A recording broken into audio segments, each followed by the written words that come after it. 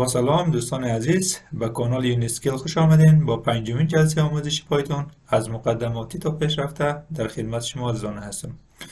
دوستان عزیز، همینطور که شما در جدول مشاهده میکنین، امروز قرار است که انواع داده یا پایتون دیتا تایپ بررسی بکنیم. در زبان برنامه نویسی پایتون انواع داده مختلفی برای ذخیره اطلاعات پشتیبانی میشه که built-in data types در پایتون میگه که اینجا مجموعی از built-in data type ها را داریم. built-in data type به این معنا که انواع داده از قبل تعریف شده. وقتی زمانی که ما یک متغیر تعریف میکنیم و برایش یک مقدار اختصاص میدیم، در پایتون خودش شناسایی میشه که از چه نوع داده هست. خب از قسمت تکست شروع میکنیم. تکست تایپ یعنی داده متنی است که به صورت استرینگ ذخیره میشه و میتونیم که ما در اینجا داده متنی رو ذخیره بکنیم. نمبر یک دیتا تایپ هم شامل اعداد صحیح هست، اعداد اشاری هست و اعداد مختلط هست که اعداد صحیح و اشاری را شما میدانین و مختلط ما خدمت شما بیشتر توضیح میدم. اعداد مختلط به دو صورت هست، یعنی شامل حقیقی و موهمی هست که داده های اعدادهای به صورت موهمی و حقیقی ذخیره میشه و در واقع در مثال برای شما بیشتر واضح میشه که به چه صورت ما میتونیم اعداد پیچیده یا اعداد مختلط ذخیره بکنیم. سیکونس تایپ هم شامل لیست هست، توپل و رنج هست که لیست ما میتونیم به شکل یک اره یا به شکل مجموعه از داده را ذخیره بکنیم و در قسمت توپل هم در واقع برای ذخیره مجموعه از داده ها استفاده میشه که به ترتیب مشخص استفاده میشه و در قسمت رنج هم ما برای ایجاد دنباله از اعداد استفاده میکنیم. مپ تایپ شامل دیکت هست دوستان عزیز که در واقع برای ذخیره مجموعه از جفت‌های کلید مقدار به صورت نامرتب استفاده میشه که در مثال برای شما واضح میشه که جفت‌های کلید مقدار به چه صورت هست. سیت تایپ هم شامل دو بخش میشه که مجموعه از داده و مجموعه منجمد داده به چه صورت هست. منجمد یا مجموعه داده ها ذخیره مجموعه از عناصر به صورت نامرتب استفاده میشه و این دوتا مثلا سیت یا فروزن سیت که فروزن سیت منجمد داده میشه. کاربردهای مشترک داره. برای بررسی وجود یک عناصر در مجموعه استفاده میشه، برای حذف تکرارها در لیست استفاده میشه. همچنان ما میتونیم انجام عملیات را مانند اتحاد، اشتراک و تفاضل انجام بدیم و همچنان برای پیاده سازی ساختارهای داده های مانند مجموعه ها، جدول ها استفاده میشه. بولیان تایپ هم به این صورت هست که نوع منطقی هست که به صورت درست یا نادرست استفاده میشه، یعنی در انگلیسی هم برش میگه false یا true. باینری تایپ دوستان عزیز به این صورت هست که برای ذخیره داده های دودویی مانند تصاویر، فایل ها، ویدیو ها استفاده میشه، اما شامل بایت و بایت اره و ممری ویو هست. باینری تایپ خود بایت، هر بایت ما 8 بیت داده است که میتواند 256 مقدار مختلف برای ما نشان بده و بایت اره هم به این صورت است که برای ذخیره دنباله از بایت ها به صورت قابل تغییر استفاده میشه و برای ممری ویو هم برای مشاهده و دستکاری داده های باینری در حافظه بدون کپی کردن آنها استفاده می شود. نان تایپ به خاطر استفاده میکنیم که زمانی که یک متغیر ما برش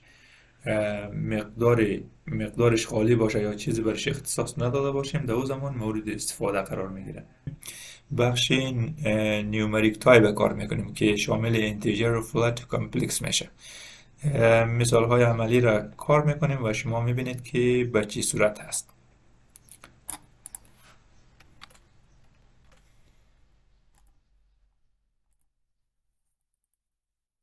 خب میایم پروژه‌ای که برای فعلا داریم کلوزش میکنیم.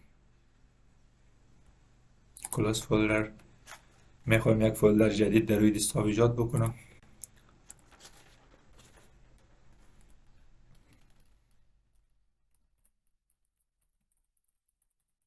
پروژکت یک.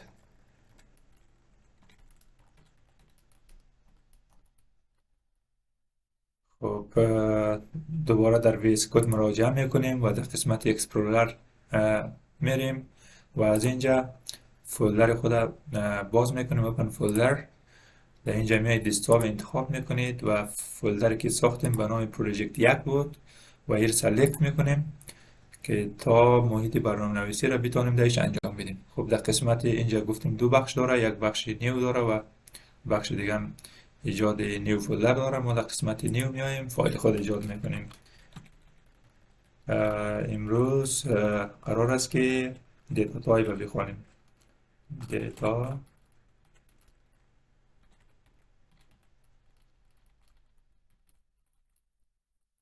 دات پی وای. به خاطر بیشتر ماندم که کلمه کلیدی باز نباشد ضرور رو مواجه شد. خب دوستان عزیز، امروز مثالی که کار میکنیم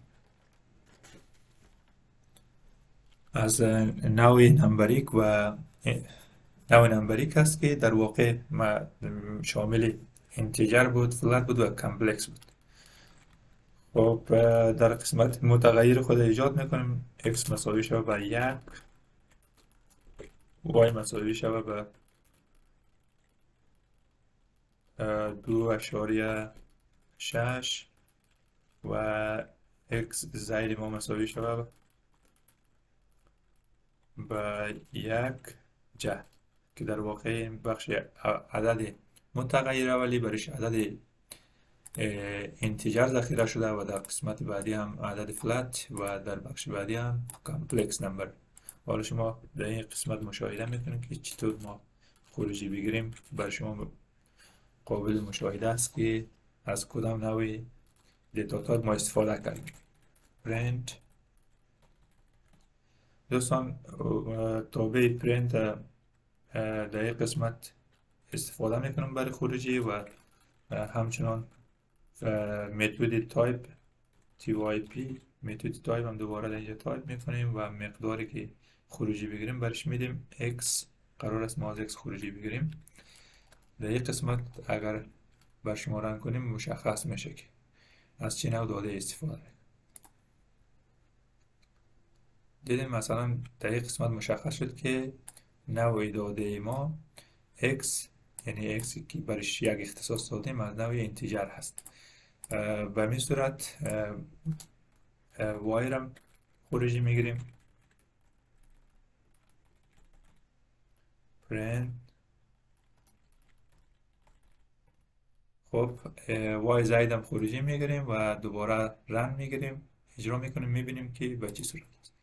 خب همونطور که شما مشاهده میکنید x از نوع اینتیجر هست، y از نوع اشاری هست فلت و زائد هم از نوع کامپلکس هست، کامپلکس نمبر.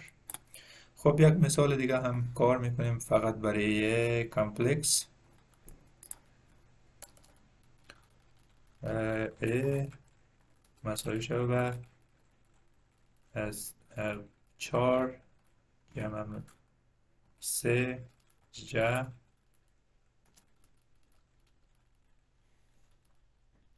b مساوی شده به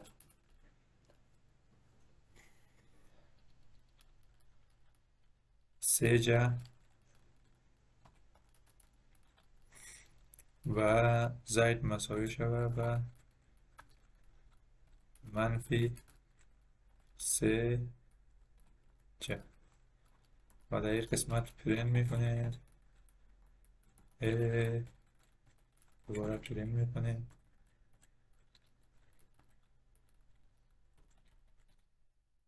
b و دوباره در این قسمت سعید. البته یه باید سی بگیریم که با مشخص بود دیگه باید فرق داشته باشه. خب فعلا از برنامه‌ای که نوشتیم یک اجرا میگیریم و خروجی رو مشاهده میکنیم در این قسمت که ببین برنامه دومی که نوشتیم همش کامپلکس است.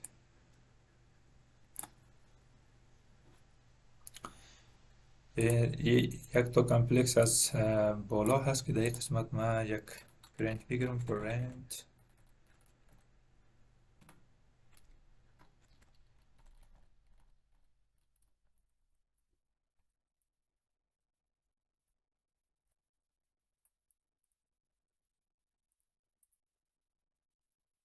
و دوباره یک اجرا میگیریم که مشخص شود.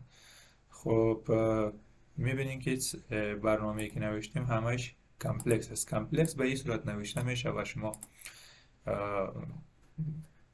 برای مثال های بیشتر میتونین که به سایت W3School مراجعه بکنین و میتونین به سایت های دیگه مراجعه بکنین، ولی هدف این بود که ما یک مثال ساده برای چی کار بکنیم برای کامپلکس که تا برای شما مثلا قابل فهم و واضح شود.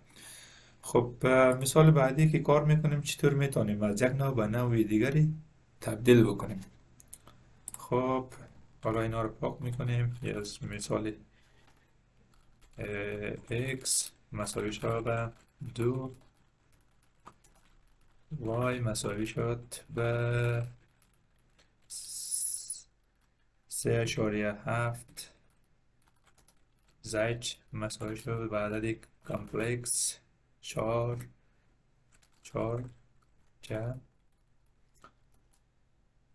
خب حالا میخوایم که چطور تبدیل بکنیم. در این قسمت یک متغیر جدید ایجاد میکنیم به نام a، این مساوی شود به FLO flat x میخواهیم که از نوع عدد اینتیجر هست میخواهیم که به اشاری تبدیل شود و همینطور در بخش بعدی b را میخواهیم b مساوی شود به int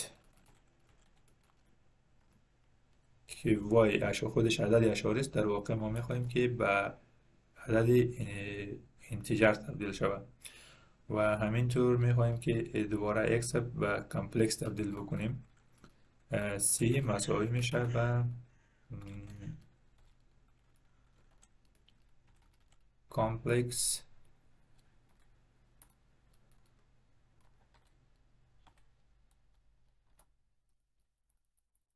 خب دوباره در یک قسمت پرینت میگیریم پرینت تایپ typ تایپ a